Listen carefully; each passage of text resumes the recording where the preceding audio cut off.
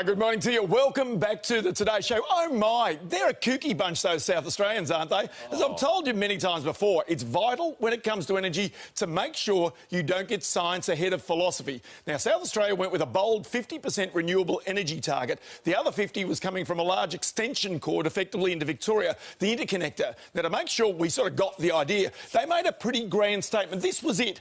They kind of blew up their power station. Just wait for this one to go. Uh-oh.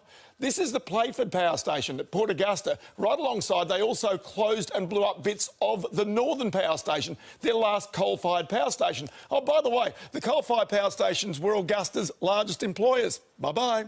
That wasn't enough, though. The Crow Eaters also mothballed their gas-fired power station at Pelican Point because, hey, the sun would shine and the wind would blow. But as we know what happened, the sun didn't shine, the wind didn't blow too hard. On September 28, it blew too hard, a massive storm damaged infrastructure and caused the whole state to go black. South Australia was left with no electricity. Now, before that happened, South Australia's energy plan was described as dangerous and a bold experiment by the Australian Energy Council boss Matthew Warren. He was so right.